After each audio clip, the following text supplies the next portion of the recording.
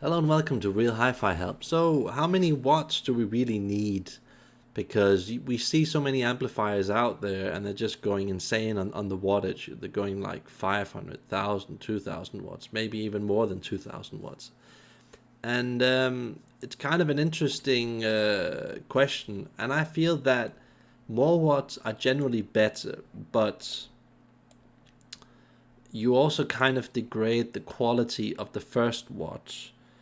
And that is kind of like the most important thing, the quality of the first watt. So you can't just make a construction that just forces a lot of energy through. It's kind of the way that you negotiate that force that does it. And some people would say that, oh, it's not about the watts, it's about the ampere of the watts. And they're probably right to some degree, but again, how do you provoke that from, okay, how do you make that happen? It's easy to just like jolt a lot of energy out through the amplifier, just like I said with the single wire cables.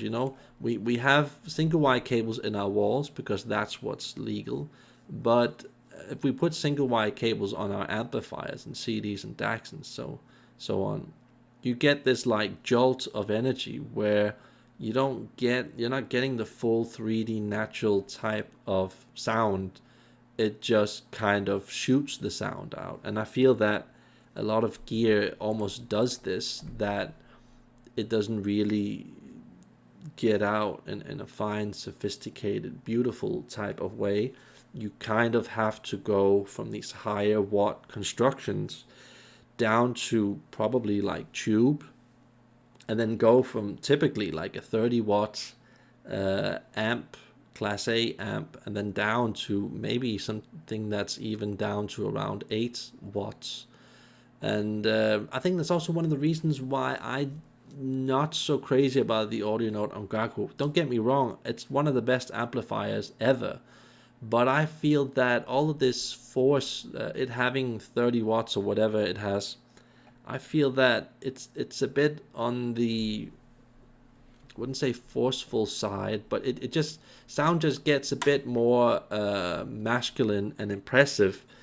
And for me, I'm just not into that. I'm into the more aesthetically pleasing, emotionally intelligent type of sound, because that for me is more rare than having to listen to this thing that tries to impress you. So yeah, both are good in their own way. I just prefer triode tube amplification, but in conditions that just are extremely good, so that you don't feel the lack of power, the firmness, or whatever. And yeah, it's a bit like dampening factor. You can't just take one thing out of context, because that just makes the argument BS, as I've written. It's about, quality builds, components, design, stuff like that. So everything is kind of relative. And yeah, like I've written here, I just find that usually the more watts that you have in the system, the more the sound becomes less personal, less intimate. Because just think about it. What does it take to get a lot of watts? Well, basically, it takes a long circuitry. It takes some really giant copper transformers. Usually, you have to have a preamp, meaning that in order to connect that preamp to those monoblocks, you need some cable. Then a bigger problem starts to occur, which is the negotiation between the monoblocks, which are probably doing something that's very good, have to communicate that with the cable to the preamp. But what a lot of people don't think about is that preamps usually aren't that good. So you kind of have to, as a minimum, go with a preamp that has the same stock sound as the brand is trying to communicate. Let's just say Macintosh, Acrophase, or whatever. And it's just, you get this giant, very long circuitry that in the end just, it does some things that are very impressive.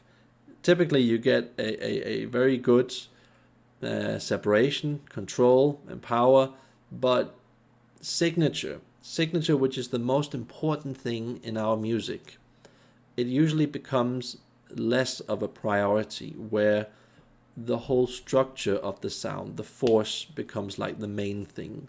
So I think that that's why generally these weaker amplifiers are better, because shorter signal means that you can hear more of the higher quality components, and you're not just like thumping out this energy, which has like a suppressive effect on the speaker, giving you a certain type of, I would say, like dead type of sound that just is good technically, but still a lot of times it also ends up becoming flat.